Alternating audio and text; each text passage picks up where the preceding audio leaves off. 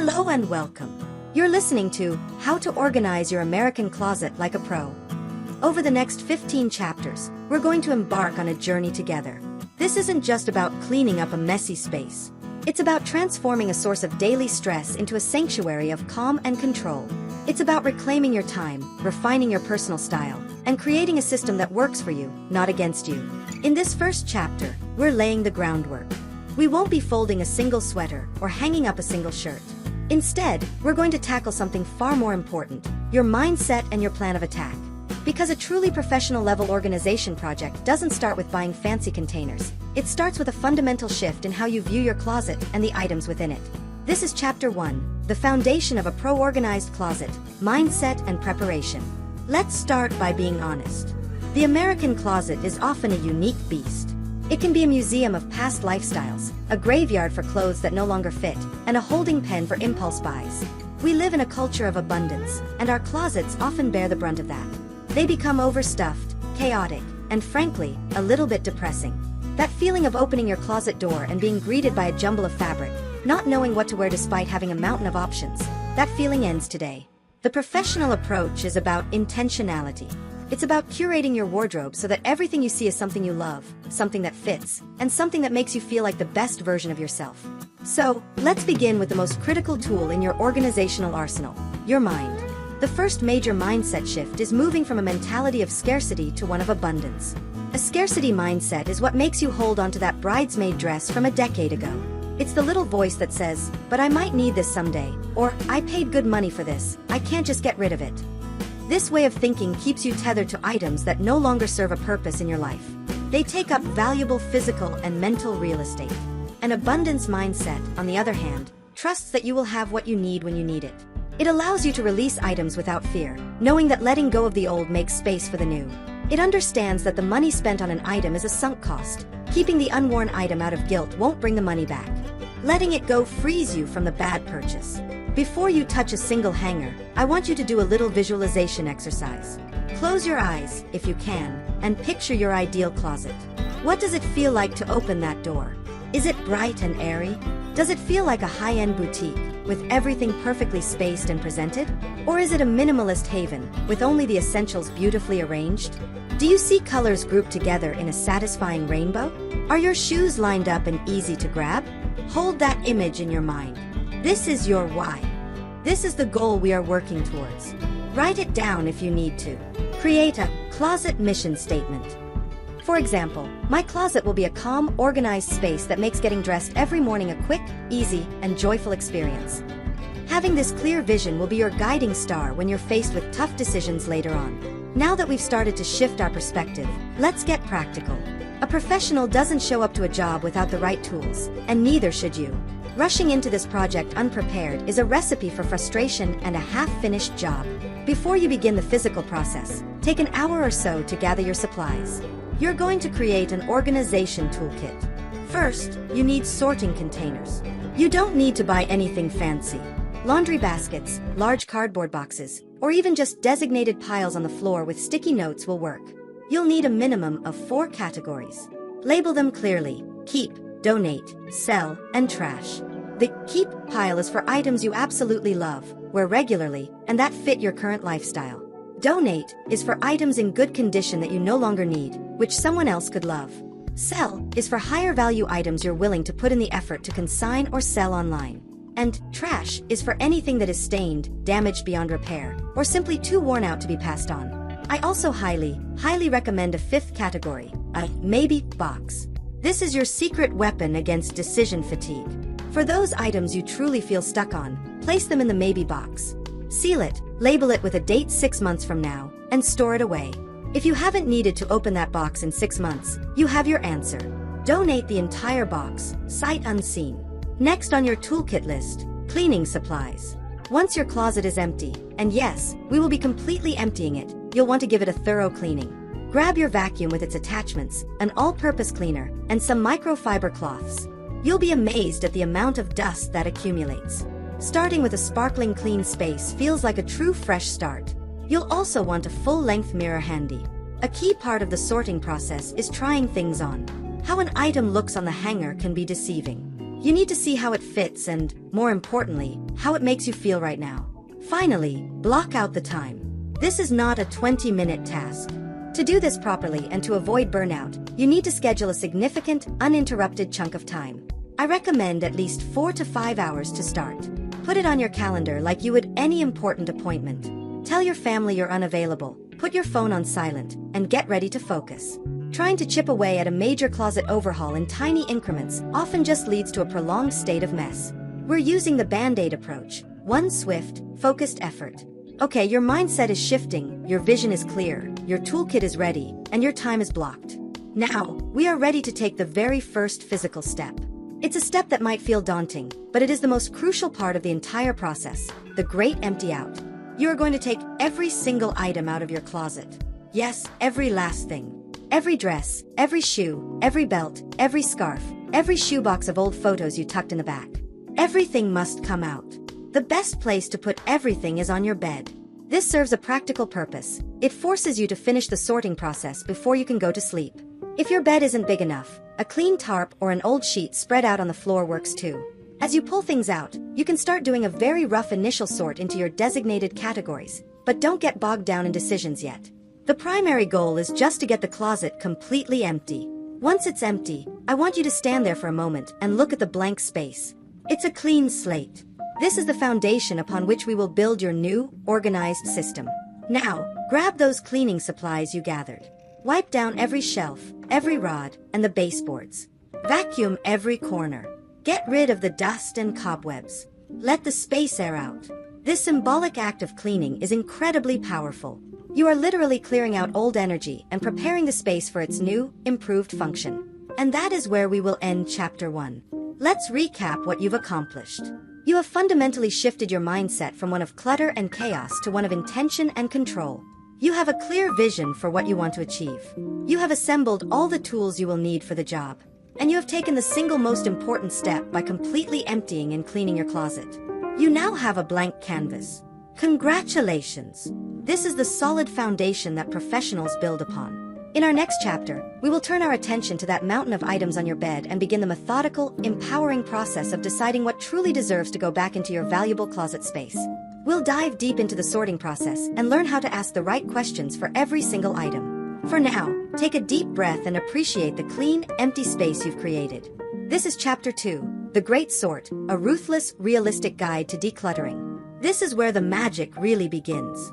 We're going to touch every single item you own and make a deliberate decision about its future. Our goal is to be ruthless, but also realistic and compassionate with ourselves. This isn't about getting rid of everything you own. It's about making sure that everything you keep truly earns its place in your life and in your valuable closet real estate. Before we dive in, let's set up our workspace. You should have your 4 main sorting bins or piles clearly labeled: keep, donate, sell, and trash. You should also have that crucial 5th box, the maybe box, ready for action. Have your full-length mirror positioned where you can see yourself clearly. Now, pick one and only one item from the giant pile to begin. Don't try to analyze the whole mountain at once. We're going to do this one piece at a time. This is the only way to do it without losing your mind. For every single item you hold in your hands, you're going to act as a friendly but firm curator of your own life. You're not just asking, "Do I like this?" You need a more rigorous set of questions. Here is the professional organizer's checklist. Be honest with your answers. Question number 1, and it's the most important. Do I love this? Not did I once love this, but do I love it right now, in this phase of my life?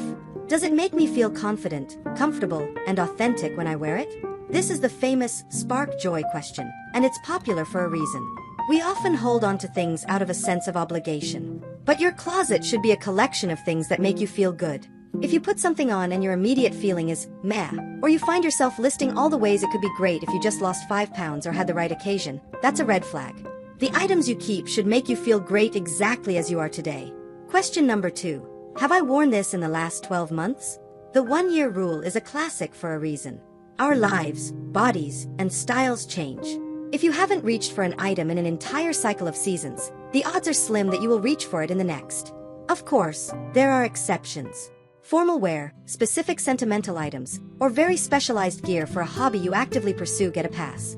But for your everyday wardrobe, your sweaters, jeans, t-shirts, work clothes, if it sat unworn through an entire year, you need a very compelling reason to keep it. I might wear it someday is not a compelling reason. That's a wish, not a plan. Question number 3. Does this fit me right now? This is a big one. So many of our closets are clogged with someday clothes. We keep jeans that are one size too small as motivation, or a dress that's a little too big, just in case. All this does is serve as a constant, subtle reminder of what we're not. It injects a dose of guilt into your daily routine. Your closet should not be your critic. Let those items go. Dress the body you have today. If and when your body changes, you can celebrate by buying clothes that fit and make you feel fantastic then. Keeping a wardrobe of clothes that don't fit is like keeping a fridge full of expired food. It's taking up space and just makes you feel bad. So, try it on. If it pulls, pinches, or droops, it has to go. No exceptions. Question number 4. Is this item in good condition? Take a close, honest look. Are there small stains you've told yourself you'd get out later? Is there pilling on the sweater? Is the color faded? Are there rips, tears, or broken zippers?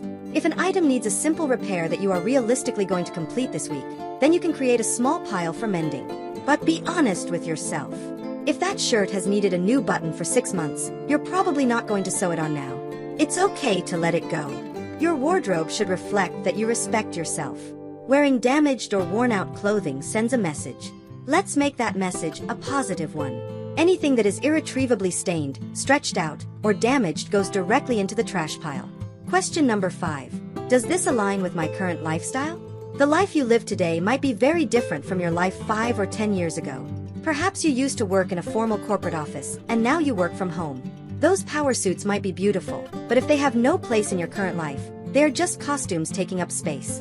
Maybe you have a dozen cocktail dresses from your party-going days, but now your weekends are spent hiking and relaxing with family. It's okay to let go of the wardrobe of your past self. Keep 1 or 2 representative pieces if they hold truly special memories, but release the rest.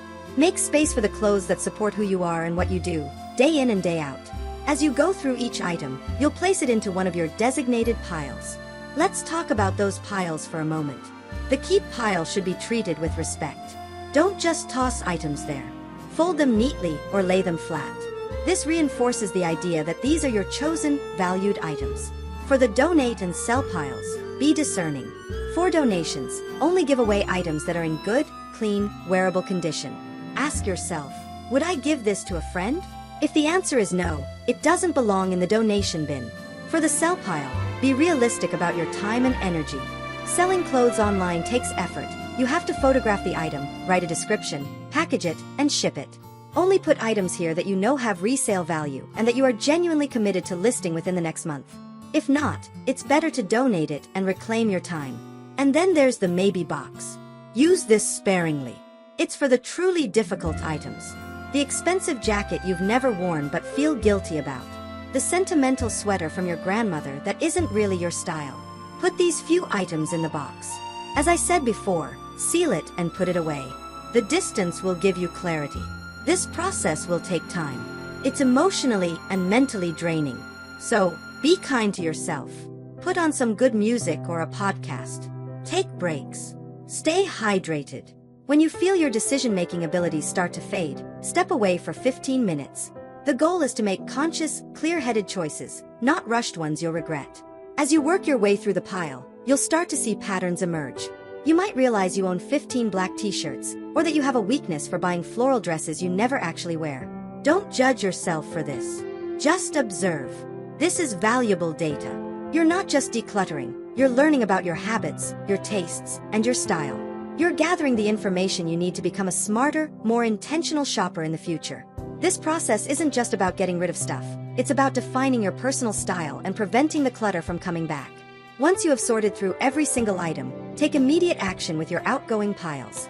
Bag up the trash and take it out immediately. Put the donation bags in the trunk of your car right now, and make a plan to drop them off within the next 48 hours. The longer they sit in your house, the more likely you are to second-guess yourself and pull things back out. We want to complete the decluttering cycle. You are now left with only 2 groups of items: your curated keep pile, full of things you love and that serve you, and your sealed maybe box, which is tucked away for a later decision. Look at your keep pile. It may be significantly smaller than your original collection, but I guarantee it is infinitely more powerful. This is your new wardrobe. This is a collection of possibilities, not obligations. You have survived the great sort.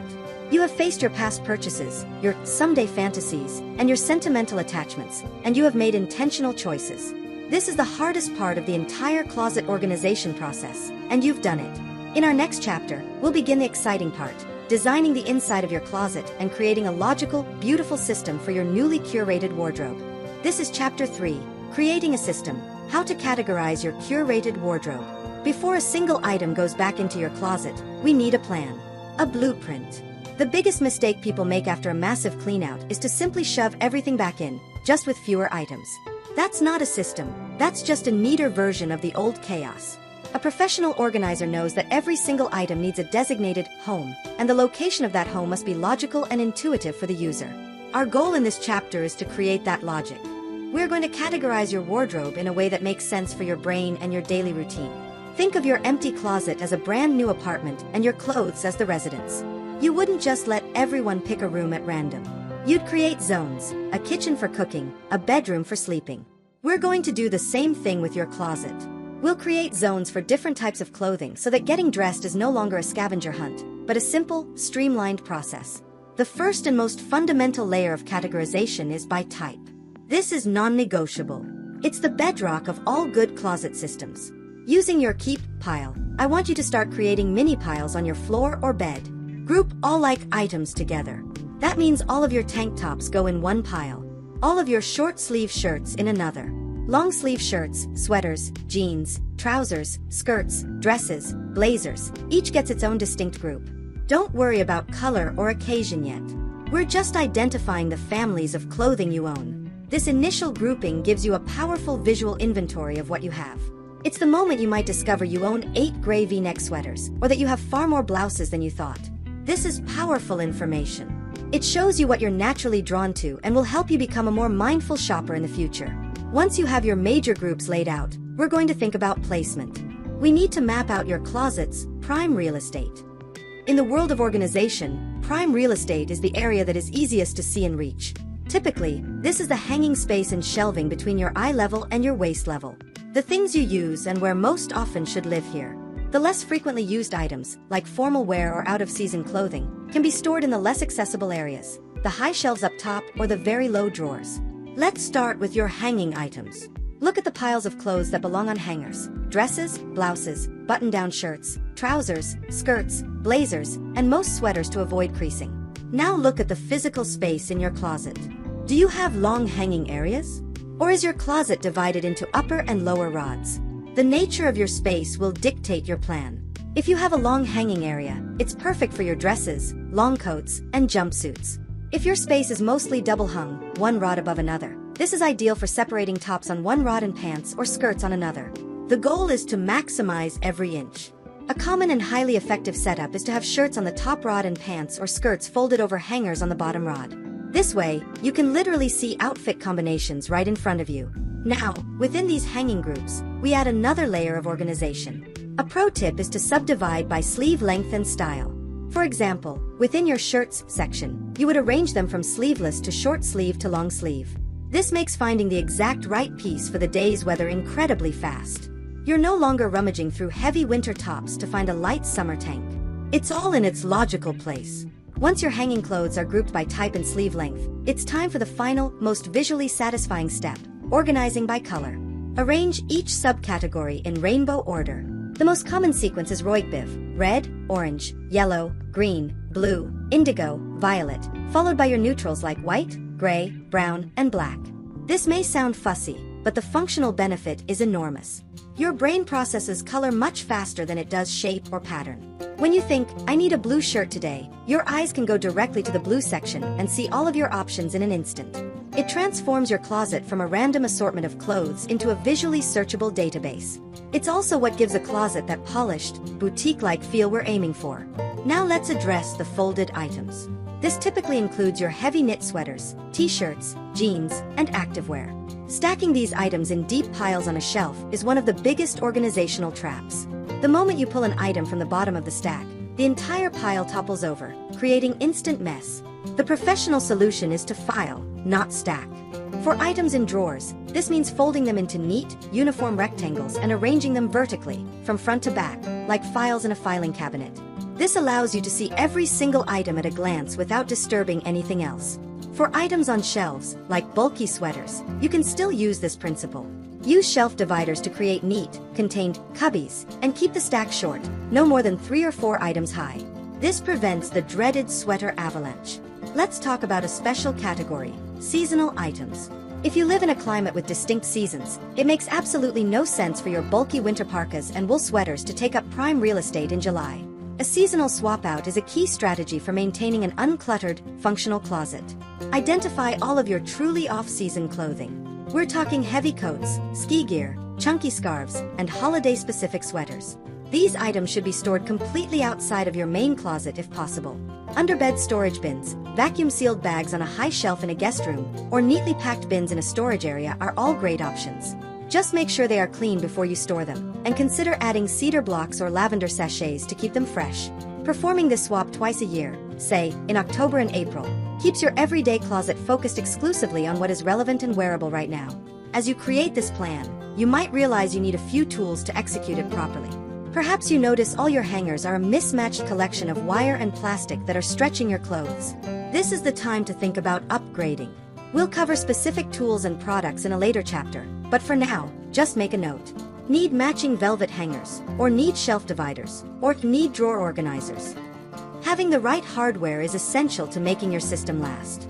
So to recap our blueprint, first, we grouped all of our keep items by type. Then, we planned their home in the closet based on prime real estate, placing everyday items in the most accessible spots. We established a hanging zone and a folding zone. Within the hanging zone, we subdivided by style and sleeve length, and then arranged everything by color. For our folded items, we adopted the file, don't stack philosophy. And finally, we created a separate storage plan for our off-season items to keep our main closet hyper-relevant. You still haven't put anything back in the closet yet, and that's intentional. You are an architect standing in front of an empty plot of land, holding a detailed blueprint. You know exactly where every wall, every window, and every door will go. This planning stage ensures that when we do start putting things back, the process is fast, efficient, and built to last. Take a moment to look at your categorized piles and your empty closet, and visualize the plan. See where your shirts will go, where your pants will live, how your shoes will be arranged. This mental walkthrough is the final step before we rebuild. In our next chapter, we're finally going to put everything back. We'll talk about the best hangers, folding techniques, and how to place each item into its new, permanent, and perfectly logical home. This is Chapter 4, The Rebuild, choosing the right tools and putting everything in its place. This is the deeply satisfying chapter where the vision we've been crafting becomes a physical reality. We're going to turn your empty closet into that beautiful, functional space you imagined. And we'll do it using the right tools for the job, because as any good craftsperson knows, the quality of your tools can make or break the final product. Let's begin with the single most important tool in your closet, hangers. This may seem like a small detail, but I cannot overstate the transformative impact of using uniform, high-quality hangers. Your closet may currently be a chaotic jumble of wire hangers from the dry cleaner, chunky plastic hangers from department stores, and maybe a few wooden ones. This mismatch creates visual chaos.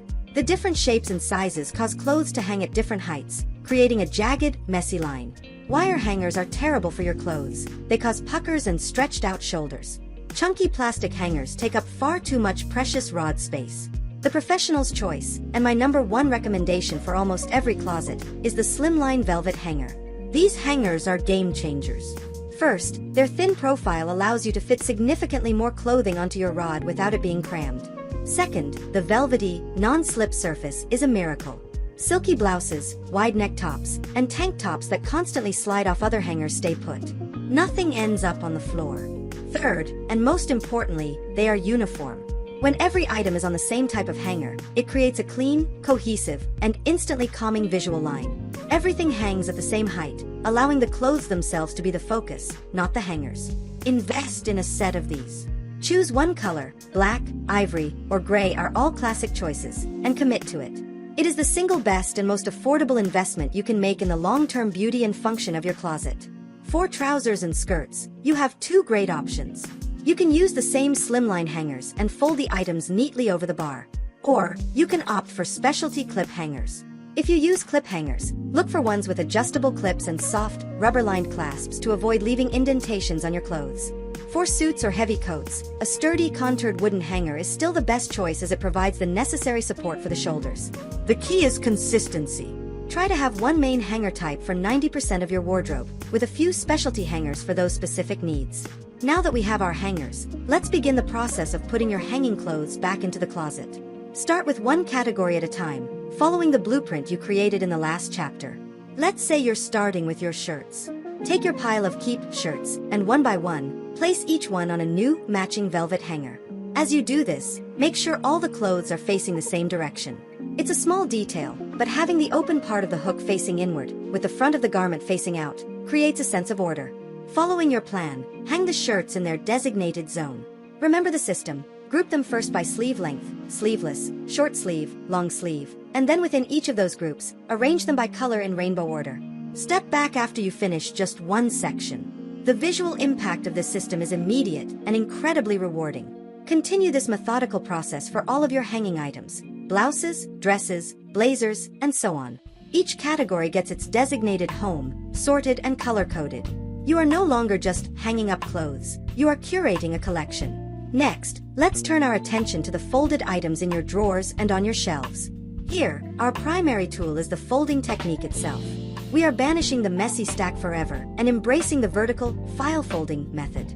Let's walk through how to do it for a standard t-shirt. Lay the shirt flat, face down. Fold one side in towards the center. Fold the sleeve back on itself. Repeat on the other side. Now you have a long rectangle. Fold the bottom of the rectangle up towards the top, leaving about an inch of space from the collar. Then fold it in half again. The result should be a neat, compact rectangle that can stand up on its own. This is the fold you will use for t-shirts, tank tops, and workout gear. When you place these items in your drawer, arrange them from front to back, not stacked on top of each other. Now, when you open your drawer, you can see every single shirt you own in one glance, like looking at the spines of books on a shelf. You can pull one out without disturbing any of the others. This system is revolutionary for maintaining drawer neatness. To make it even better, use simple spring-loaded drawer dividers to create dedicated lanes for each type of item. One for t-shirts, one for tank tops, one for gym shorts. For bulkier items like sweaters and jeans that will live on shelves, the principle is similar. Fold them into neat, uniform rectangles. The key to shelf organization is to avoid deep, high stacks. Use shelf dividers to create smaller, more manageable cubbies. These are simple tension-based or slide-on dividers that create vertical walls on your shelf, preventing your neatly folded piles from bleeding into each other and toppling over. Keep your stacks short. If you find a stack is getting too high, it's a sign you need to start a new one. The goal is to be able to remove any single item easily. Now let's talk about accessories. Belts, scarves, and ties can quickly become a tangled mess. For belts, the best solution is to roll them up and place them in a drawer with dividers, or to use a dedicated wall-mounted belt rack. Hanging them by the buckle on a single hook often creates a bulky mess. For scarves, there are several great options. You can use a multi-loop scarf hanger, which keeps them all visible and snag-free. Alternatively, you can fold them neatly and file them in a drawer just like your t-shirts. For purses, avoid hanging them by their straps, which can cause stretching and wear. The best way to store purses is to stuff them with acid-free paper to help them keep their shape, and line them up on a shelf like books. Use shelf dividers here as well to keep them upright and orderly. Finally, we have the category that is often the biggest source of closet floor clutter: shoes.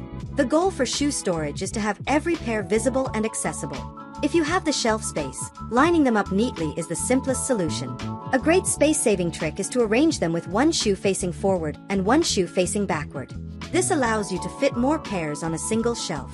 If you don't have enough shelf space, a dedicated shoe rack on the floor of your closet is a great investment.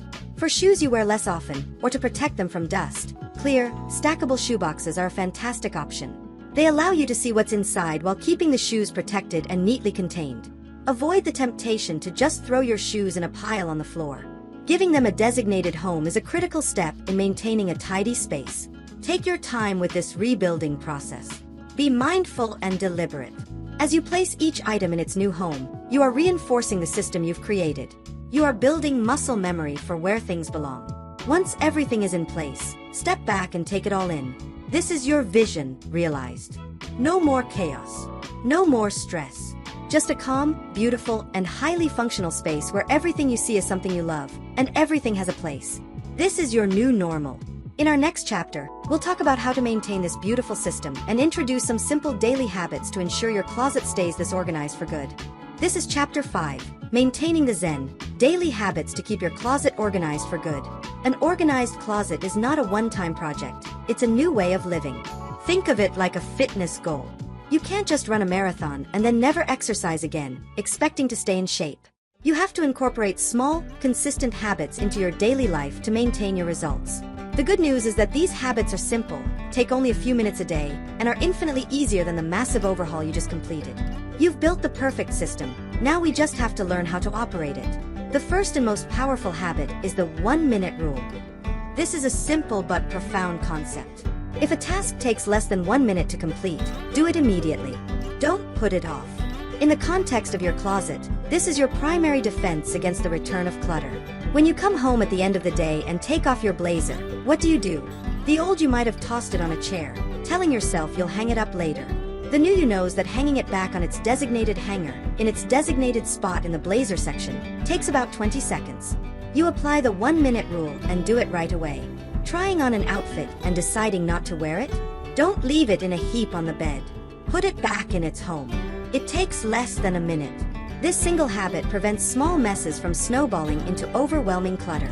It's about closing the loop on every action. The second core habit is establishing a firm, no-chair policy. In many bedrooms, there is one piece of furniture that becomes the unofficial home for clothes that are not quite dirty but not quite clean. We call it the chair. It's the chair piled high with half-worn sweaters, jeans you plan to wear again, and the blouse you tried on but didn't choose. The chair is the gateway to chaos. It sends a message that it's okay for clothes to live outside the closet system. Your new rule is that the chair is for sitting and nothing else. So, what do you do with these in-between clothes? You need to create a simple, dedicated spot for them. This doesn't have to be complicated. It could be a single, beautiful hook installed on the back of your closet door or on a wall. This is the designated spot for the robe you wear every morning or the jeans you'll wear again tomorrow. The key is that this spot is intentionally limited. It can only hold 1 or 2 items. It gives those clothes a temporary home that isn't a pile of clutter, and it forces you to make a decision about them quickly. At the end of the day, or first thing in the morning, you can decide if the item on the hook goes back into the closet rotation or into the laundry hamper. The chair pile is officially retired. Now, let's talk about the biggest threat to your new system, laundry. You can have the most beautifully organized closet in the world, but if clean laundry lives in a basket for a week, your system is failing. You must change your relationship with laundry. The new rule is to complete the entire laundry cycle. That means a load of laundry is not done when the dryer buzzes. It's done when every single item has been folded or hung and put back in its designated home in your closet or drawers. Try to get into the habit of folding and putting away the clothes immediately after they come out of the dryer, when they are still warm and less likely to wrinkle. Use this time to mindfully engage with your system. As you fold a t-shirt using the file folding method, you're reinforcing the habit. As you hang a blouse in its color-coded spot, you're honoring the work you did. Don't let clean laundry become a new form of clutter. Close the loop. To prevent future clutter from accumulating, you must adopt the one in, one out policy. This is the golden rule of maintenance for a curated wardrobe. Your closet now has a finite, comfortable capacity. From this day forward, every time you bring a new clothing item into your home, a similar item must leave. You buy a new pair of jeans? You must choose a pair of jeans from your closet to donate or sell. You get a new sweater for your birthday? An old sweater has to go. This isn't about deprivation, it's about making conscious, intentional upgrades. It forces you to pause before making a purchase and ask, do I love this new item enough to let go of something I already own? This simple rule single-handedly prevents the slow, insidious creep of overstuffing that caused the original problem. It keeps your wardrobe at its optimal, curated level forever. Finally, schedule a tiny bit of regular maintenance. Once a week, perhaps on Sunday evening as you plan for the week ahead, take just 5 minutes for a closet reset. Open the doors and just tidy up. Straighten a few hangers that have gotten askew. Refold one messy pile of sweaters in a drawer. Quickly line up your shoes. This isn't a reorganization, it's just a quick polish. Like making your bed in the morning, this 5-minute reset keeps things looking sharp and reinforces your commitment to the new system. It allows you to catch any small areas where entropy might be creeping in and nip it in the bud before it becomes a real problem. These 5 habits, the 1-minute rule, the no chair policy, closing the laundry loop, the 1 in 1 out rule, and the 5-minute weekly reset, are your insurance policy. They protect the time, energy, and effort you've invested. They may feel a bit robotic at first, but very quickly, they will become second nature. You'll start to do them without even thinking, and you'll feel a sense of unease when things are out of place. That is when you know you have truly integrated this new way of living. You have built a system that is not only beautiful but is now easy to maintain. The daily effort required is minimal, but the payoff is immense. You'll save time and energy every single morning, you'll feel a sense of calm and control, and you'll have a wardrobe that truly reflects and serves the person you are today. In our next chapter, we're going to dive deeper into a specific category that challenges many people, the sentimental items. We'll explore respectful and creative ways to honor your memories without letting them clutter your closet and your life. This is Chapter 6, Honoring the Past, Dealing with Sentimental Items. This is, for many, the most emotionally charged part of the organization process. We're talking about your mother's wedding dress, the t-shirt from the first concert you ever attended, the tiny sweater you brought your baby home from the hospital in, or the varsity jacket that feels like a time capsule of your youth. These items don't fit into our neat categories of workwear or weekend wear. Their job isn't to be worn, their job is to hold a memory. And because of that, they deserve a special kind of attention. First, let's acknowledge that it is perfectly okay to keep things for purely sentimental reasons. The goal of professional organization is not to create a sterile, minimalist void. It is to create a space that serves you, and part of that service is honoring your life's journey.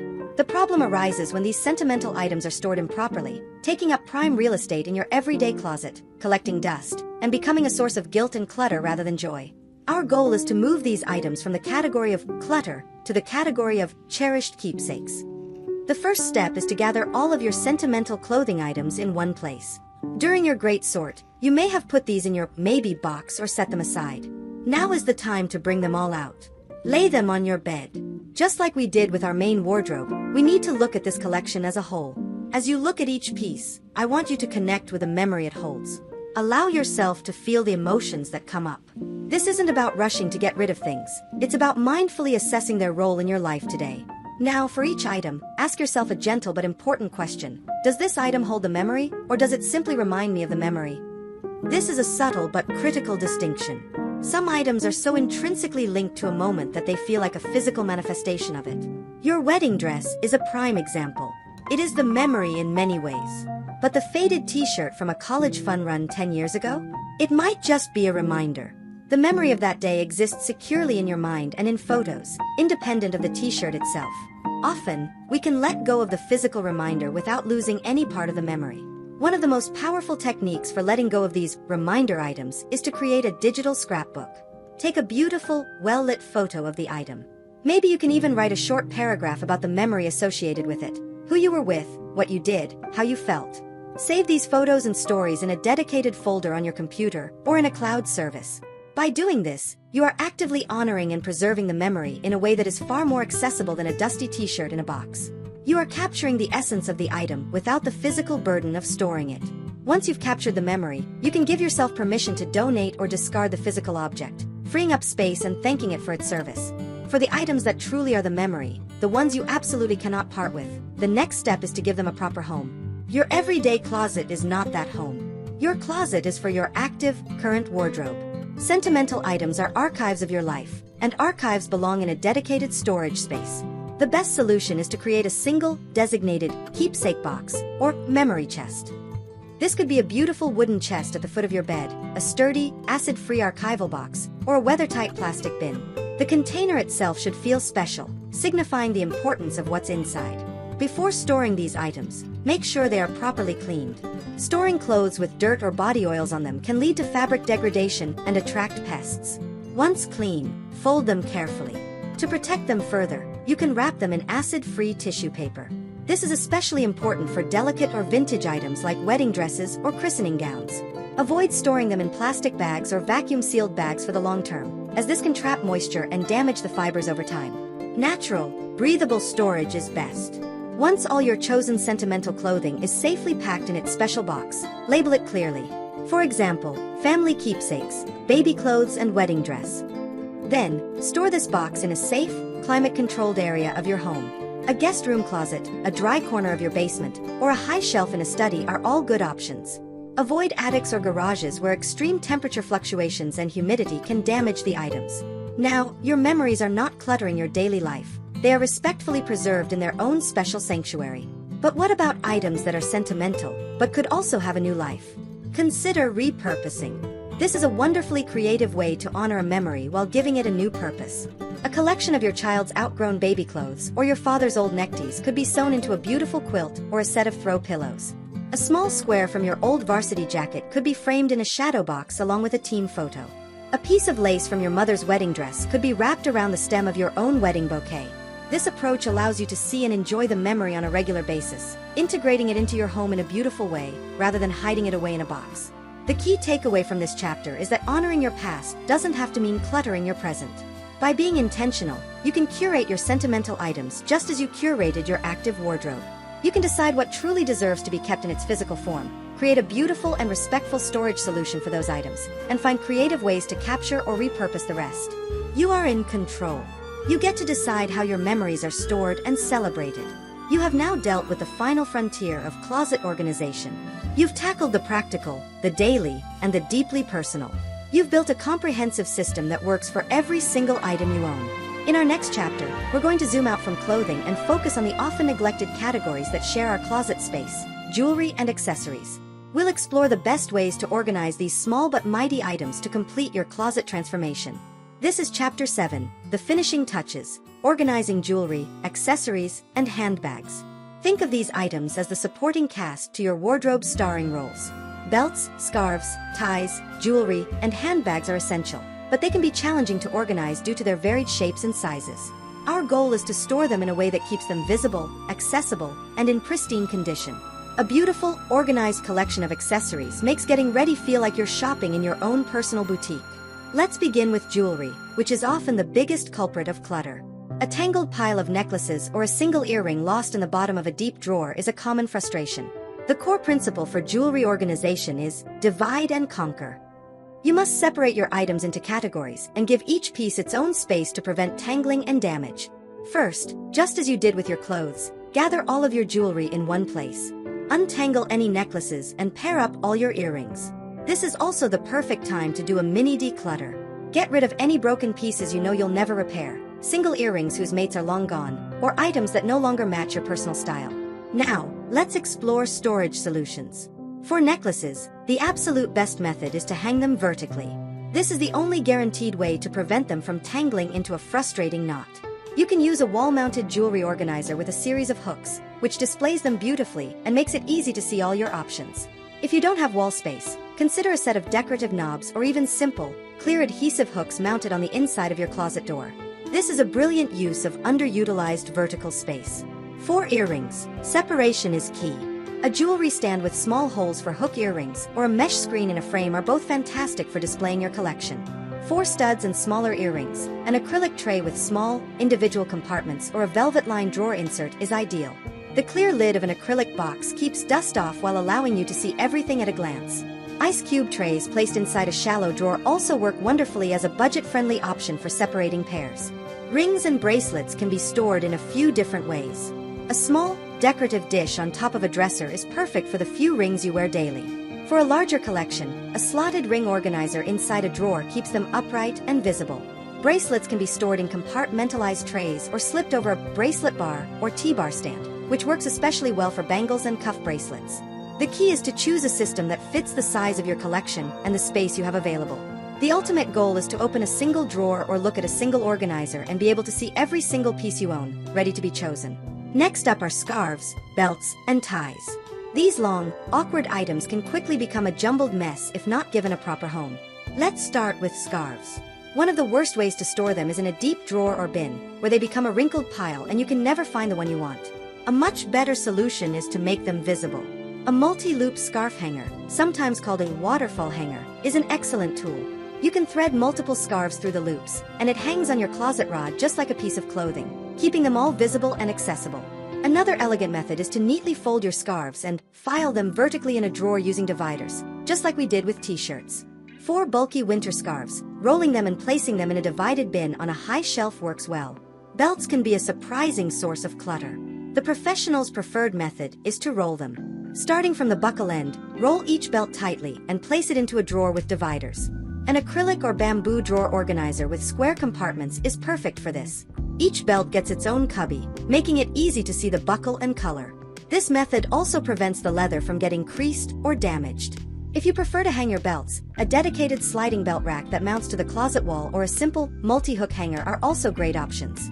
Avoid simply draping them over a regular hanger, where they tend to slide off and get tangled.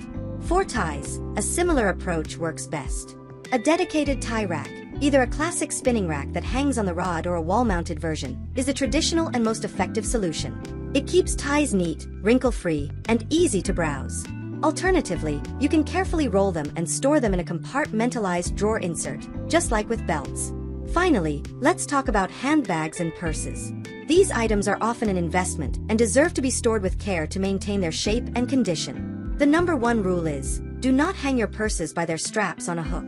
Over time, the weight of the bag will stretch, weaken, and distort the straps.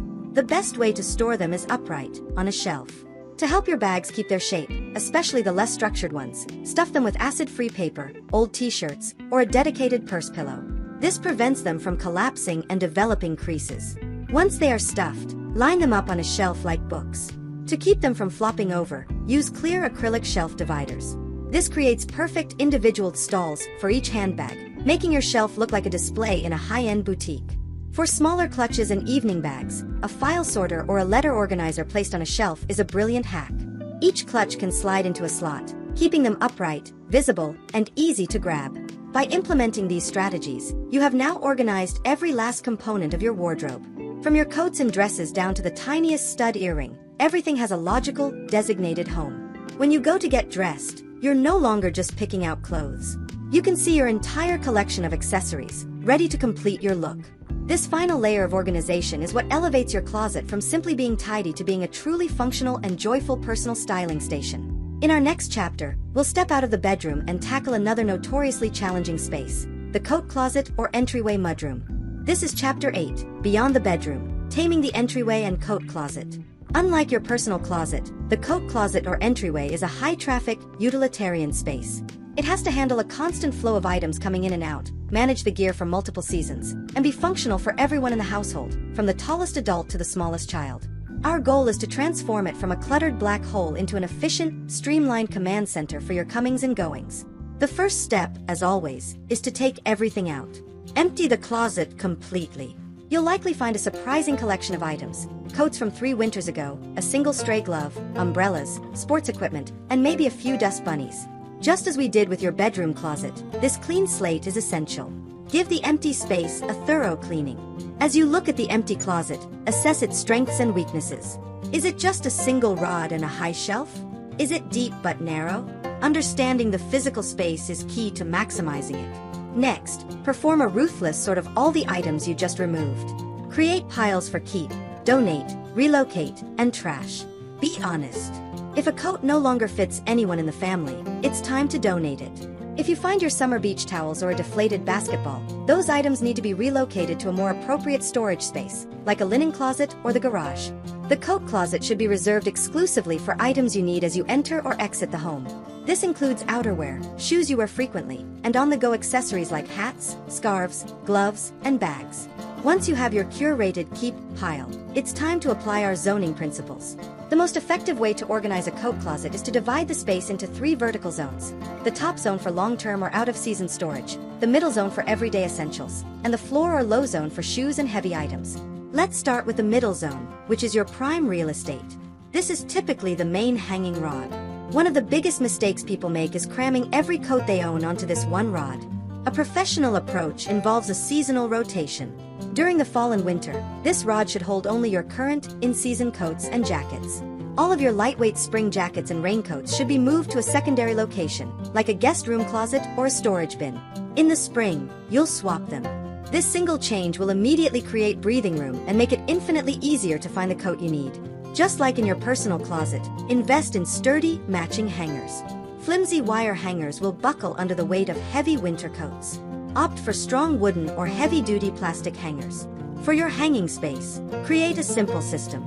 Group all the adult coats together and all the children's coats together. This way, everyone knows which section is theirs. If you have the space, you can further sort them by weight, from lighter jackets to heavy parkas. Now let's look at the top zone, that high shelf that often becomes a jumble of miscellaneous items. This is the perfect spot for out-of-season accessories. Get a set of matching, labeled bins. One bin can be for winter hats, scarves, and gloves. Another can be for summer sun hats, baseball caps, and swim bags. By containing these items in clearly labeled bins, you can easily swap them down into a more accessible location when the seasons change. The key here is containment and labeling. You should never have to rummage through a pile of loose items on the top shelf. Everything should have a home inside a bin. The floor or low zone is the final frontier, and it's typically ground zero for shoe-related chaos. A messy pile of shoes not only looks bad but also makes it hard to find a matching pair and can damage the shoes themselves. The solution is a structured shoe storage system. A simple, two-tiered shoe rack can instantly double your storage space and bring order to the floor. For boots, especially wet or muddy winter boots, a durable, waterproof boot tray is an absolute must. It protects your floors and contains the mess, making cleanup a breeze. Enforce a strict rule. Shoes are either on your feet or in the shoe storage system. The floor is not an option. For the everyday accessories you grab on your way out the door, the hats, gloves, and scarves you're currently using, you need an accessible, easy-to-use system. A hanging closet organizer with multiple cubbies is a fantastic tool. You can hang it from the rod, and each family member can be assigned their own cubby for their personal items. This empowers kids to be responsible for their own things and stops the frantic morning search for a missing glove. Another brilliant solution is to use the back of the closet door. An over-the-door organizer with clear pockets is perfect for storing gloves, beanies, sunglasses, and dog leashes. This turns a completely unused surface into a powerhouse of organization. If your home has a mudroom or entryway instead of a traditional closet, these same principles apply. Use wall-mounted hooks for coats and backpacks. Assign a hook to each family member. Install a bench with built-in cubbies or drawers underneath for shoe storage. Use wall-mounted baskets or bins above the hooks for those accessory categories. The goal is to create a designated drop zone for each person, so when they walk in the door, they have a clear, easy system for putting their things away immediately. By implementing these strategies, you're creating a highly functional system that serves the whole family. You're reducing morning stress, teaching organizational skills, and keeping the entrance to your home clean and welcoming. You've tamed the chaos and created an efficient launchpad for your daily life. In our next chapter, we're going to tackle another often overlooked and challenging area, the linen closet. We'll learn the secrets to folding fitted sheets, organizing towels, and creating a beautiful, hotel-worthy linen closet. This is Chapter 9, the Linen Closet Makeover, from jumbled piles to hotel-worthy stacks. Our mission is to transform this space from a source of frustration into a serene, spa-like repository. Imagine opening your linen closet and being greeted by neat, uniform stacks of towels, perfectly contained bedding sets, and clearly organized supplies. It's an achievable goal, and it will bring a surprising amount of calm and efficiency to your household routines. As with every space we've tackled, the process begins with a total empty out. Pull every single item out of your linen closet and place it in a clear area, like a hallway or a bedroom. As you empty the shelves, you'll probably find more than just linens. Linen closets often become a catch-all for extra toiletries, cleaning supplies, and random household items. That's okay. For now, just get it all out and give the empty shelves and floor a thorough wipe down. With everything laid out, it's time to sort and declutter. Create distinct piles for each category: bath towels, hand towels, washcloths, beach towels, queen-size sheets, twin-size sheets, pillowcases, duvets, blankets, and toiletries. Now, it's time to be honest and a little bit ruthless. Inspect your towels. Are any of them frayed, stained, or scratchy? Many of us hold onto old towels for emergencies, but they just end up taking up space. Keep only the best. A good rule of thumb for a family is to have 2 to 3 sets of bath towels per person. Anything that is past its prime can be demoted to your rag pile for cleaning or donated to a local animal shelter. They are always in need of towels and blankets. Do the same with your bedding. Check for stains, rips, or worn-out elastic on your fitted sheets. Most importantly, do you have complete sets? If you have a pile of orphan pillowcases or a flat sheet whose matching fitted sheet disappeared long ago, it's time to let them go. Aim to have 2 complete sheet sets for every bed in your home, one on the bed and one in the closet, ready to go. This simplifies laundry day and prevents a massive, unnecessary backstock. Get rid of anything that is worn out or incomplete. Once your collection is curated down to only the good quality, complete sets you actually use, we can talk about the secret to a beautiful linen closet: folding. Consistent, uniform folding is what creates that visually calming, hotel-worthy look. Let's start with towels. The best way to fold a towel for stacking is the tri-fold method. Lay the towel flat. Fold it in half lengthwise, then fold it in half lengthwise again, creating one long, narrow strip. Then, fold that strip into thirds. This creates a neat, compact rectangle with a clean, folded edge facing out. When you stack these on a shelf, all you see is that perfect, uniform edge. Fold all of your towels, bath, hand, and washcloths, using the same method. This consistency is the key. Now, let's address the elephant in the room, the fitted sheet.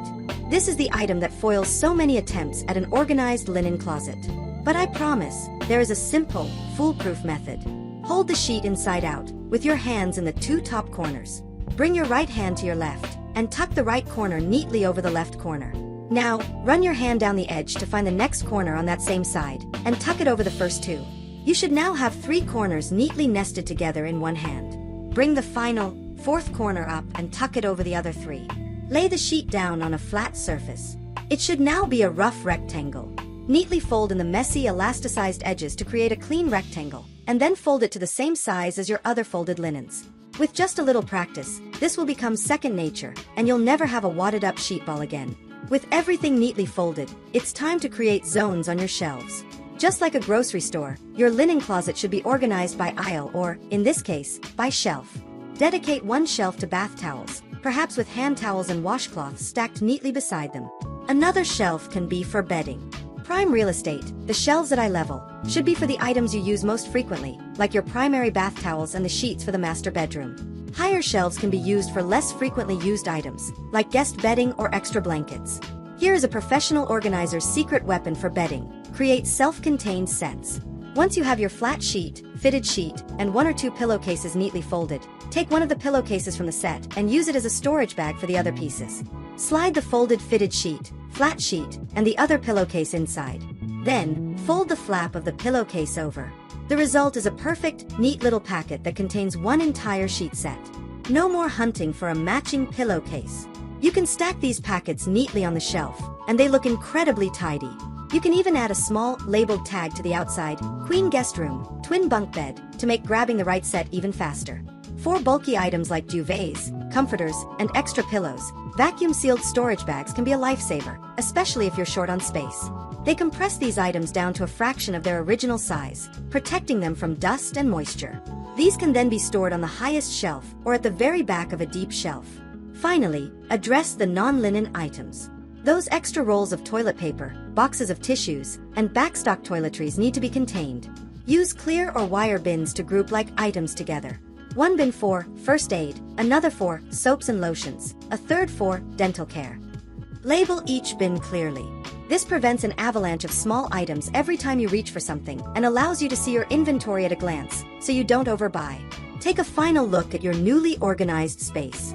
The uniform stacks of towels, the tidy bedding packets, and the clearly labeled bins create a system that is not only beautiful but incredibly functional. You've conquered the fitted sheet and brought a sense of 5-star luxury into your own home.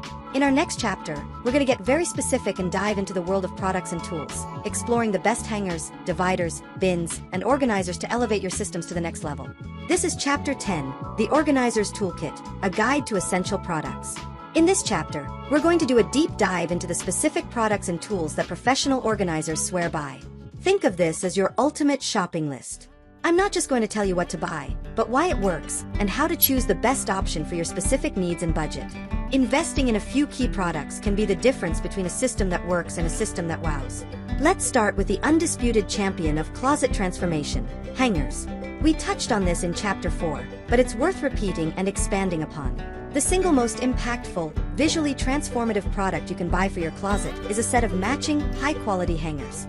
We recommended the slimline velvet hanger, and here's why in more detail. The slim profile genuinely saves space, allowing you to see your clothes without them being crushed. The non-slip surface is a functional miracle, keeping clothes where they belong.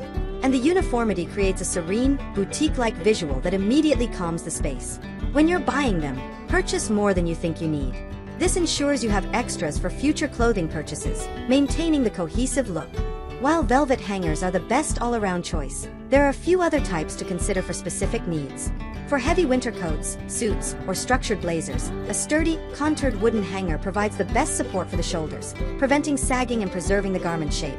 For trousers and slacks, you can opt for wooden hangers with a locking bar or high-quality clip hangers. If using clips, ensure they have soft rubber padding to prevent leaving marks. The goal is consistency. Choose one primary hanger type, the velvet ones, and one secondary type for heavy items, and stick to them. Next up in our toolkit are dividers. Dividers are the secret weapon for taming shelves and drawers. Let's talk about shelf dividers first. These are simple, usually clear acrylic or wire, C-shaped devices that slide onto your shelf to create instant, sturdy partitions. They are absolutely essential for preventing your neat stacks of sweaters or piles of handbags from toppling over and merging into one another. They create defined cubbies on an open shelf, making everything look contained and orderly. Measure the thickness of your shelves before you buy to ensure a snug fit. For drawers, drawer dividers are non-negotiable. They are the key to making the file folding method stick. The most versatile type are spring-loaded tension dividers.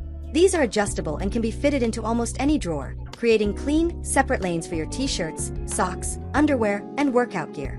For smaller items like socks or rolled-up ties and belts, a honeycomb-style or grid-based drawer organizer is fantastic. These plastic or fabric inserts create dozens of small, individual compartments, giving every single small item its own dedicated home. When you can see everything in your drawer at a glance, you use what you have more effectively and maintain neatness effortlessly. Now, let's talk about bins, baskets, and boxes. Containment is a core principle of organization, and these are your primary tools. When choosing bins, my professional advice is to choose a matching set. Just like with hangers, a cohesive set of bins creates visual harmony and reduces the feeling of clutter, even when the bins are full. Let's break down the different types. Clear plastic bins are incredibly functional, especially for storage on high shelves or in deeper cabinets. The benefit is obvious. You can see exactly what's inside without having to pull the bin down or even open it. These are perfect for your backstock toiletries in the linen closet or for craft supplies. Always label them, even if they're clear. A simple label on the front makes finding things even faster. For areas that are more visible, like open shelving in a bedroom or entryway, woven baskets made of wicker, seagrass, or fabric can be a more aesthetic choice. They add texture and warmth to the space while hiding the contents. These are great for containing bulky scarves in your coat closet or for corralling throw blankets in your bedroom. Just be sure to use clear, clip-on labels so you don't forget what's inside. In your personal closet, fabric bins or sleek photo boxes can be a great way to store small, miscellaneous items on a shelf. One bin could be for travel accessories like adapters and luggage tags, another for garment care items like lint rollers and fabric shavers. Containing these small odds and ends categories is what gives a closet that truly finished, professional feel. Let's not forget specialty organizers. These are products designed to solve one specific problem exceptionally well. We mentioned a few already, like over-the-door shoe organizers, which are fantastic not just for shoes, but for cleaning supplies, craft items, and winter accessories. A hanging jewelry organizer with clear pockets can be a slim, space-saving way to see all your costume jewelry. A tiered rack can revolutionize a pantry shelf, and a sliding pot lid organizer can tame a chaotic kitchen cabinet. When you're shopping for these products, don't just buy something because it looks clever. First, finish your decluttering and sorting process. Then, identify a specific problem you need to solve. Is it that your purses are flopping over? The solution is shelf dividers. Are your necklaces in a tangled mess? The solution is a hanging necklace rack. Buy with intention, not on impulse. Measure your spaces, your shelves, your drawers, your closet depth, before you purchase anything. Nothing is more frustrating than buying the perfect set of bins only to find they are half an inch too wide for your shelf. This toolkit of hangers, dividers, bins, and specialty organizers will be the hardware that supports the new software, your organizational habits, that you've been developing. They are the structures that will make it easy and intuitive to maintain the beautiful, functional spaces you have worked so hard to create. In our next chapter, we are going to get personal and dive into organizing a space that is often a source of stress and requires a special touch, the kids' closet. This is Chapter 11, the Kids' Closet Challenge, creating a system that grows with them. Organizing a child's closet is fundamentally different from organizing your own. It's not a static project. Children are constantly growing, their interests are changing, and their ability to maintain a system evolves over time. A professionally organized kid's closet isn't just neat, it's adaptable, accessible, and most importantly, it's a tool for teaching them valuable life skills.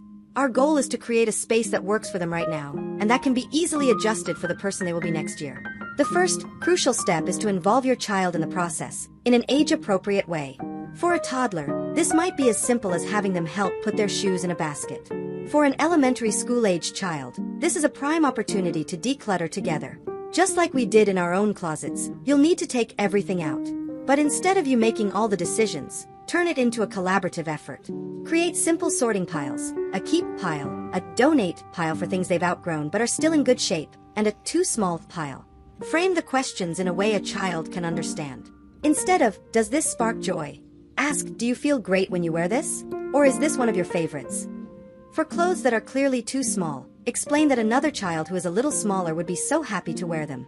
This reframes decluttering not as a loss, but as an act of giving, which can make the process much easier and more positive for a child. This is also the time to sort through the collection of toys, art projects, and random treasures that inevitably find their way into a kid's closet. Create a designated keepsake box for the truly special items, and let go of the rest. Once you have a curated collection of clothes that actually fit, it's time to design the closet for a child. The number one mistake parents make is organizing a child's closet from an adult's height and perspective. The core principle here is accessibility. If a child can't reach their clothes, they can't be expected to put them away or choose their own outfits. Let's start with the closet rod. In most standard closets, the rod is at an adult's height.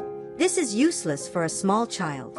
The solution is to lower the bar, literally. You can install a new, lower rod, but an even easier, less permanent solution is to use an adjustable hanging closet rod.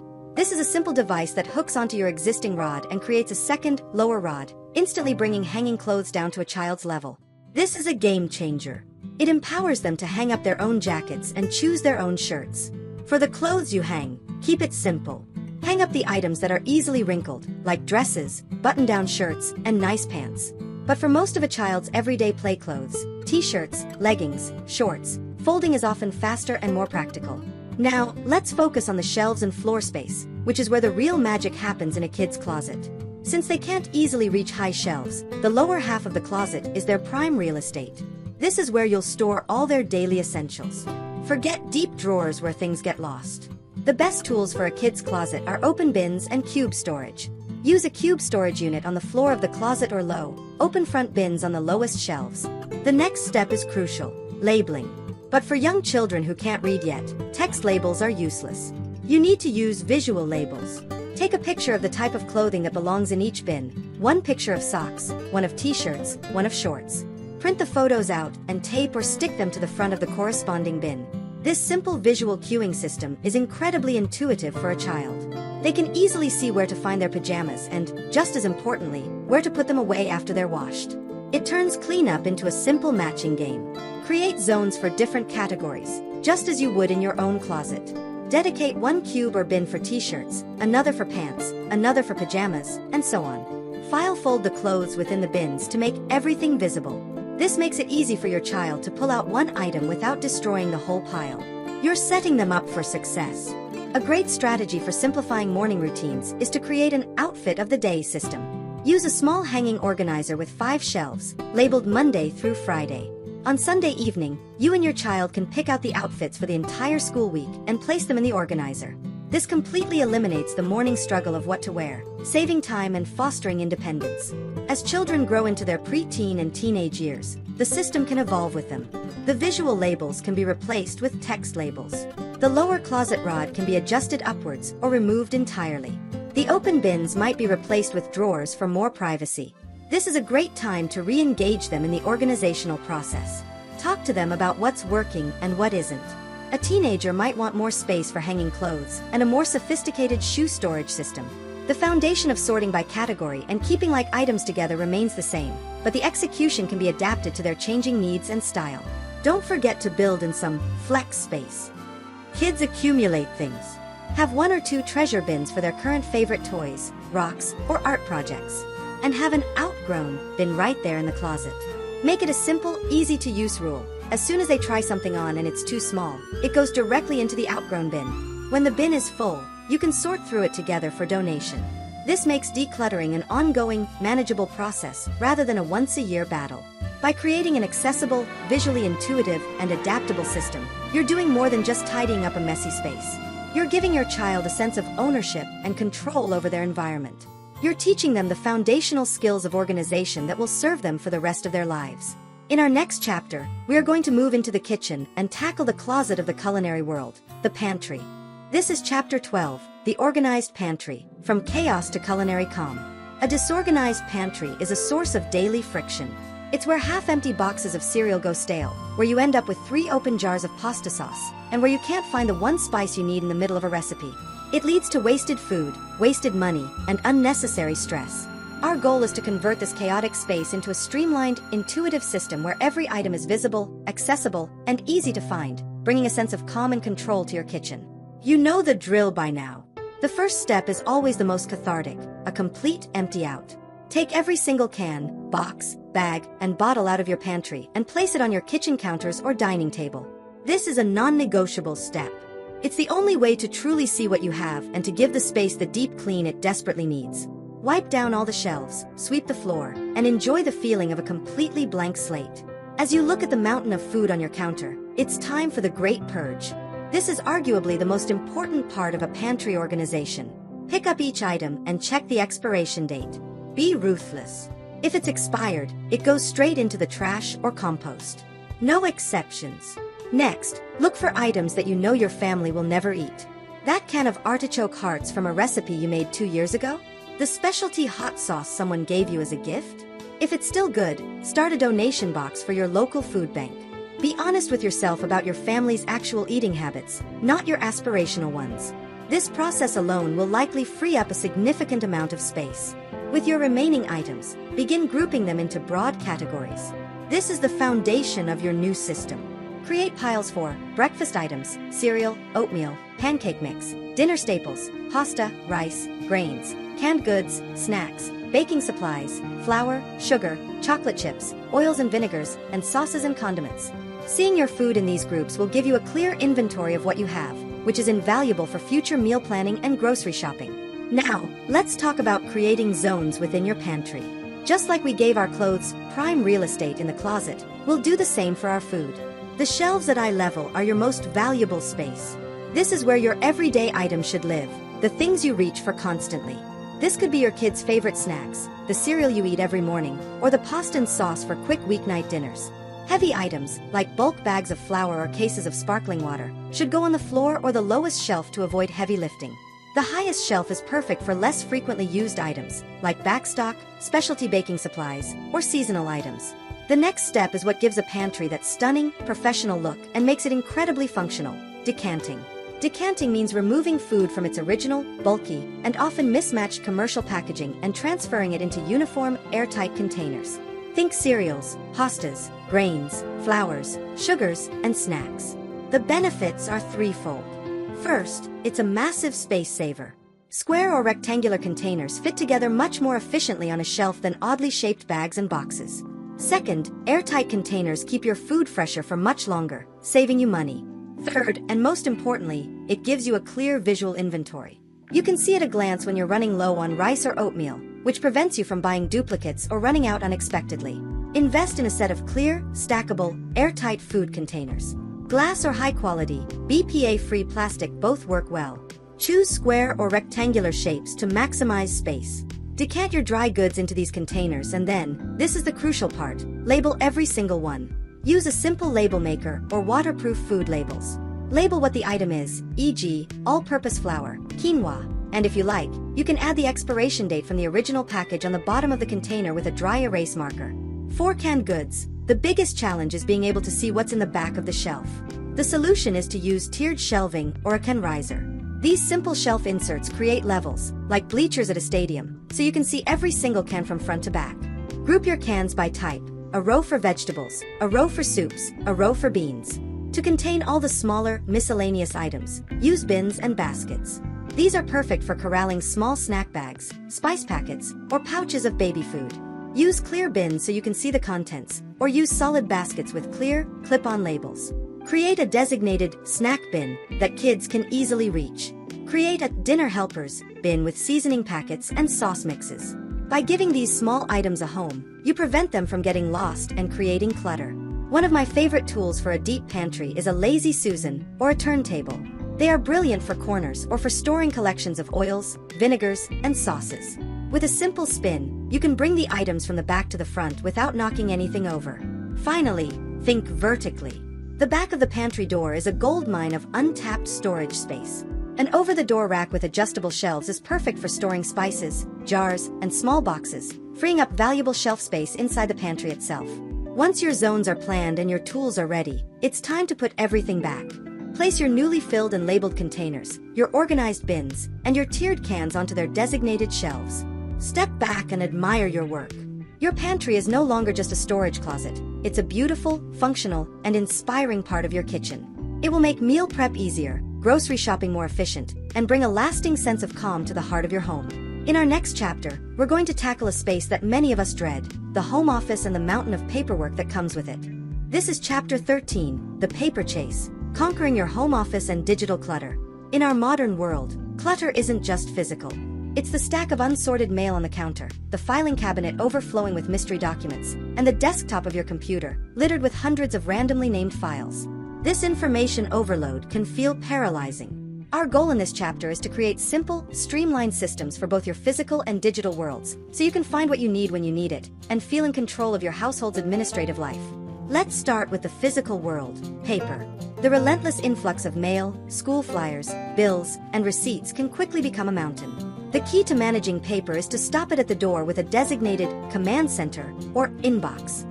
This is one specific spot, a tray on your desk, a wall-mounted file holder in the entryway, where all incoming paper lives before it's processed.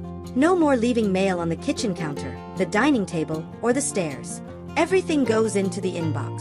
Next, you need to schedule a time to process this inbox regularly. This doesn't have to be daily, but it should be at least once or twice a week. During this scheduled time, you will handle every single piece of paper using a simple 3-category system: action, file, or toss. Let's break that down. The toss category is your first line of defense. As you go through your inbox, immediately recycle or shred all junk mail, envelopes, and anything you clearly don't need. Be ruthless here. You can likely eliminate at least half of the paper in your inbox within the first 60 seconds. The action category is for any paper that requires you to do something. This includes bills that need to be paid, forms that need to be filled out, or invitations that need an RSVP. These items should not be scattered on your desk.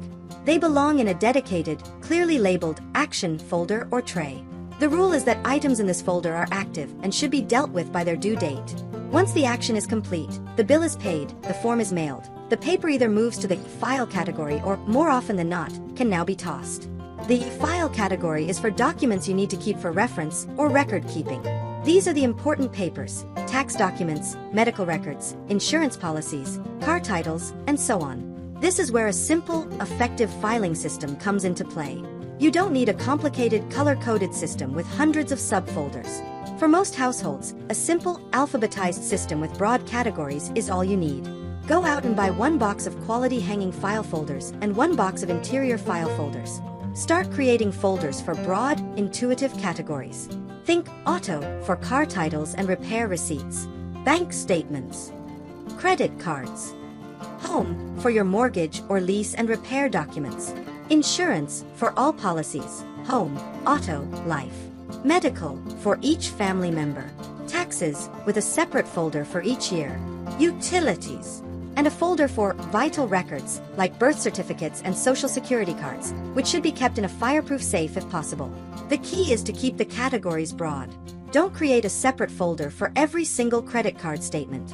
Just have one credit cards folder and file the statements chronologically within it. When you have a piece of paper that needs to be filed, you should be able to identify its home in less than 5 seconds. If your system is too complex, you won't use it. Once your filing system is set up, the act of filing becomes a simple, 1-minute task. Now, let's pivot to the digital world, which can be an even greater source of hidden clutter. We'll apply the exact same principles: declutter, create broad categories, and build a simple filing system. Start with your computer's desktop. Your desktop should be treated like the top of your physical desk, a temporary workspace, not a permanent storage facility. Get into the habit of clearing it off at the end of each day. The foundation of digital organization is your Documents folder. Within this folder, you're going to create a simple, logical file structure that mirrors your physical filing cabinet.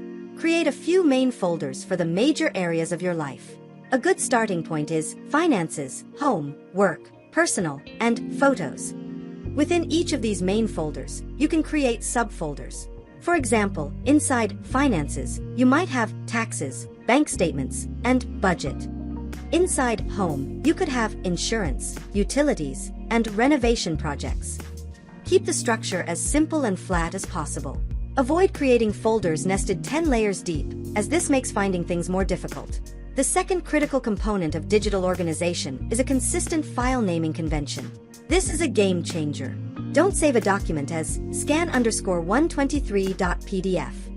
You'll never find it again. A great formula to use is date, document type, and a short description. For example, a bank statement from today could be named 2025-09-09_bank statement_checking.pdf. A car insurance policy could be 2025_auto insurance policy.pdf.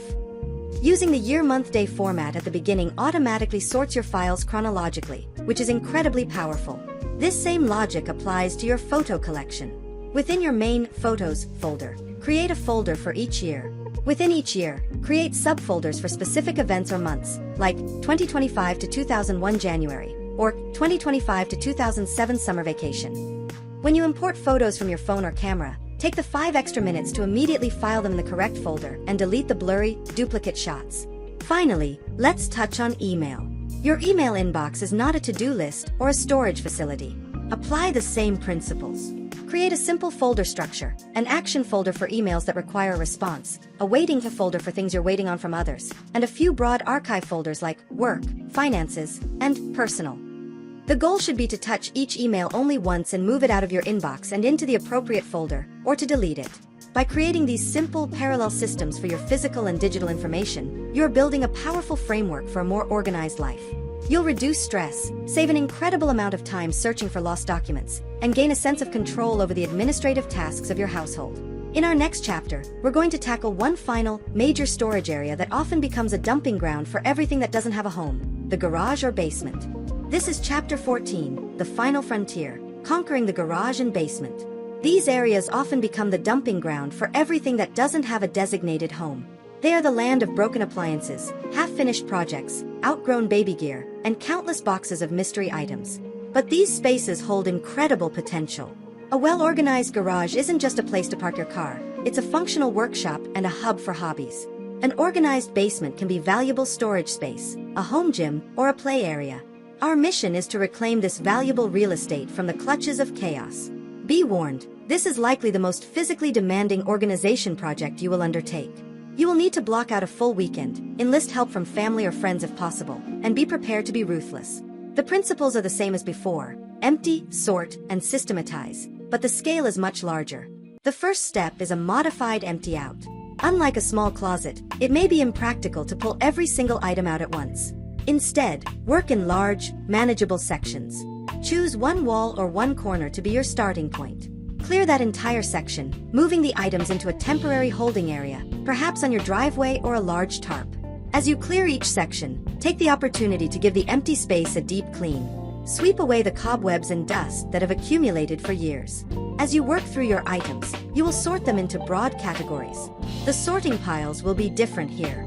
You'll likely need keep, donate, sell, trash/recycle, and hazardous waste.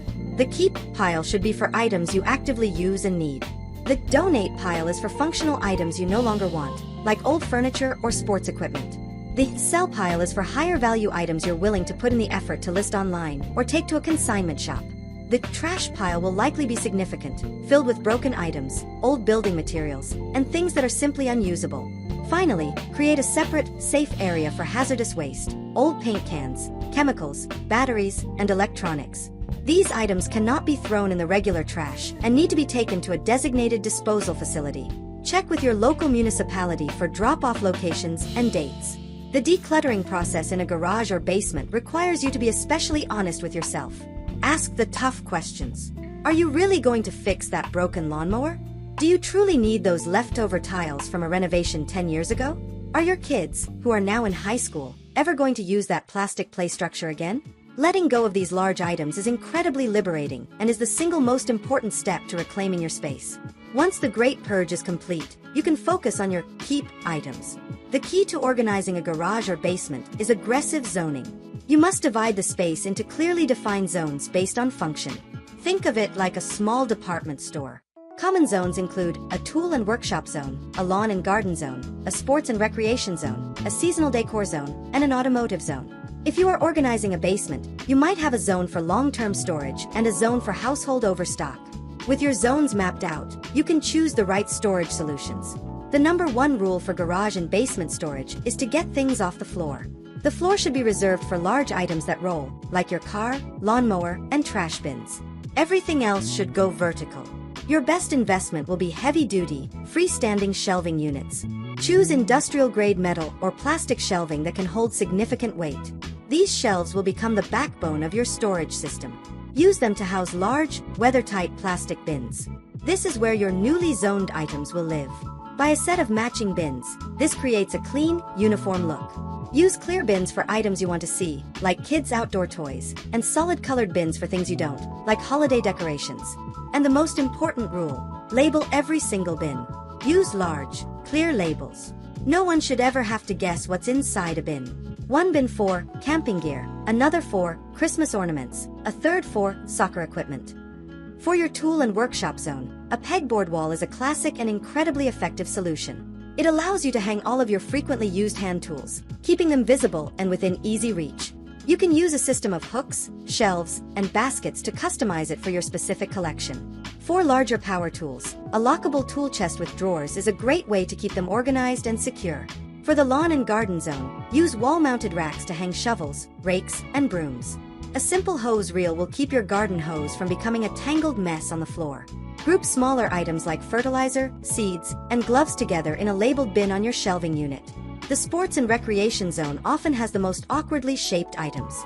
Look for specialty wall-mounted racks designed for bikes, skis, and golf bags. A simple, large wire basket or mesh bin is perfect for corralling all the loose balls, basketballs, soccer balls, and footballs. Finally, think about overhead storage. The ceiling is the most underutilized space in the garage. Heavy-duty overhead racks are perfect for storing items you access infrequently, like seasonal decor, camping gear, or car top carriers. This gets bulky items completely out of the way, freeing up an enormous amount of floor and wall space. By assigning every single item a logical home within a specific zone, you're creating a system that is easy to use and, more importantly, easy to maintain. When you're finished gardening, the rake goes back on its designated hook. After a camping trip, the gear goes back into its labeled bin on the outdoor shelf. It removes the guesswork and prevents the slow creep of clutter from returning. You have now conquered the final, most intimidating frontier of home organization. You've transformed a chaotic dumping ground into a functional, valuable extension of your home. In our final chapter, we will bring everything together, review the core principles we've learned, and discuss how to make this new, organized lifestyle a permanent part of who you are. This is Chapter 15, Living the Organized Life, a conclusion and a new beginning. This isn't a chapter with a new to-do list. There are no more spaces to empty or items to sort. This final chapter is about reflection, reinforcement, and looking forward. Because the goal of this entire series was never just to have a tidy closet or a neat pantry. The goal was to give you the tools and the mindset to live a more organized, intentional, and less stressful life. The project is complete, but the lifestyle is just beginning. Let's take a moment to look back at the core principles that have guided us through every single space we've tackled. These are the universal truths of organization, and they are now a part of your skill set. First, we learned that organization begins with mindset. It's not about perfection, it's about intention. We shifted from a mindset of scarcity, holding on to things just in case, to one of abundance, trusting that we will have what we need. We learned to let go of guilt associated with past purchases and to focus on curating a home that serves the person we are today, not the person we used to be. This mental shift is the foundation upon which everything else is built. Second, we mastered the art of the declutter. We learned that to truly reset a space, you must first empty it completely. This powerful first step allows you to see the space with fresh eyes and forces you to make a conscious decision about every single item you own. We learned to ask the right questions. Do I love it? Do I use it? Does it fit my life right now? This process wasn't just about getting rid of stuff.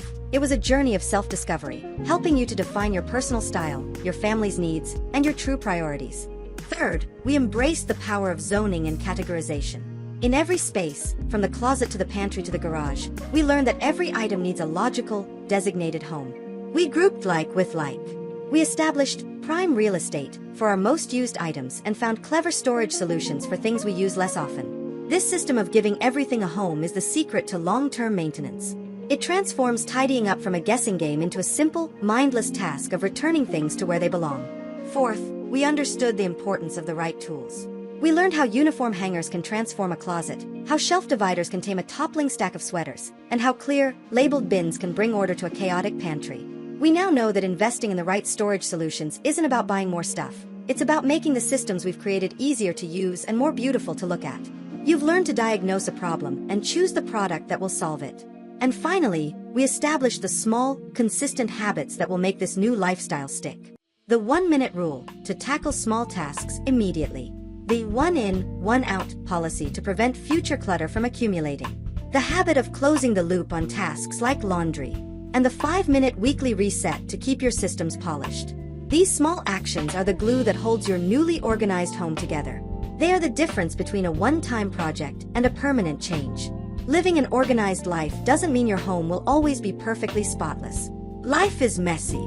Kids will play, projects will be made, and things will get out of place. The difference is that now, you have a system to fall back on. The mess is now just a temporary state, a thin layer on top of a solid foundation of order. Tidying up is no longer an overwhelming, weekend-long project. It's a quick, 10-minute reset to put things back in their designated homes. That is the true freedom that organization provides. The benefits you have created will ripple out into all aspects of your life. You will save time every single morning because getting dressed is now effortless. You will save money at the grocery store because your pantry shows you exactly what you have.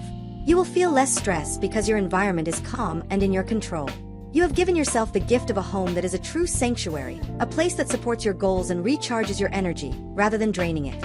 So what comes next? You live. You enjoy the spaces you have so thoughtfully created. You practice the small habits until they become second nature. You teach these skills to your children, giving them a gift that will last a lifetime. And you give yourself grace.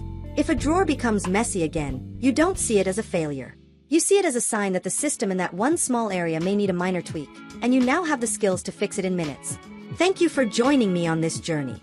You have done the hard work, and you have laid the foundation for a more organized, intentional, and beautiful life. You are no longer just someone with a clean closet. You are an organized person. You are the architect of your own calm. You are a pro.